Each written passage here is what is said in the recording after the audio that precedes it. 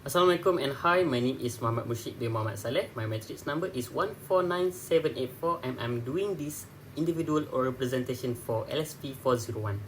So today I would like to talk about a notorious crime where it's to decriminalize the marijuana for the medical sectors. Without further ado, let me start this presentation. Medicinal cannabis or medicinal marijuana has garnered the world's attention these few years. There are a lot of debates and controversial issues in regard to this topic. Does Malaysia really need to decriminalise marijuana, or should we actually just stick to the current act? Are we ready to accept the term medicinal marijuana despite the legal, ethical and societal implication that happen because of it? So this presentation will consist of 4 main components. Firstly, a brief introduction of marijuana and its position in Malaysia. Secondly, on why I believe it is time to decriminalise marijuana in medical sector. Thirdly, a proposed mechanism to decriminalise marijuana for the medical sector. And finally, my conclusion. First thing first, let's learn scientifically what is marijuana. Based on Act 234 Dangerous Drug Act 1952, which have been revised again in 1980, Section 2, cannabis means any part of any plant that genus cannabis from which there is found to be present resin irrespective of its quantity and by whatever name the plant may be designated. And based on our anti-drugs law, having less than 50 grams of weed will lead you to 10 years in prison, while 200 grams will lead you to be presumed as a trafficker and you will be sentenced to death. And this is what happened to Yasin Sulaiman, a singer in Malaysia. He has been claimed to illegally own 17 marijuana plants at his home, and if he is found to be guilty, he might be sentenced to the death penalty. But according to him, he is one of the people that want to bring medicinal cannabis ahead in our medical sector. Ladies and gentlemen, let's see how California is one of the earliest states that permit legal access and use of botanical cannabis for medicinal purpose. But it must be under a physician's supervision with the enactment of the Compassionate Use Act. By other means, people who live in the state can use and own botanical cannabis with the permission of the authorities or with the medical prescription. This is what we call as decriminalized marijuana. But note that there is a slightly different between decriminalized and legalized marijuana.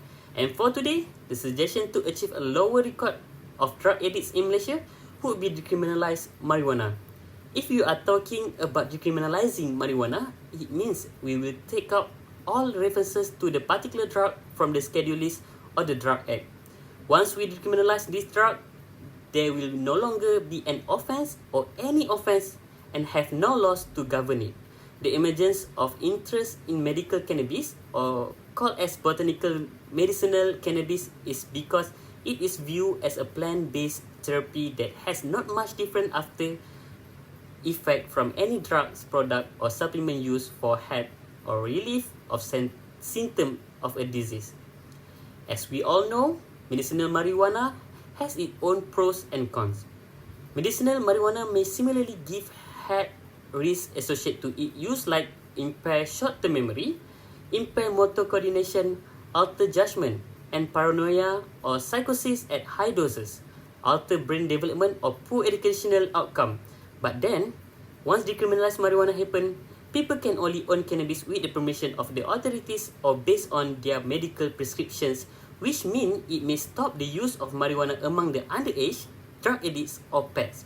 Plus, there are people or agents claim that there is evidence to support botanical medicinal cannabis in the treatment of a variety of conditions, particularly when the symptoms are refractory to other therapies that beneficial cannabinoids exist, as evident by single entity agent derived from cannabis containing the compound THC and cannabidiol, CBD.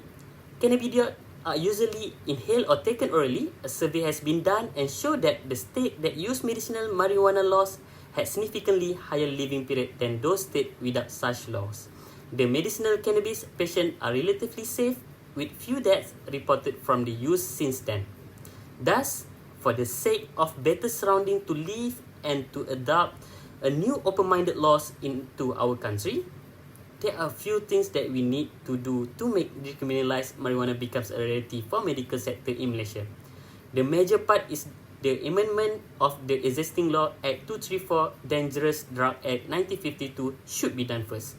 There will be no offence or any offence for people who has, used or presumed marijuana with the permission of the authorities or with any medical prescription.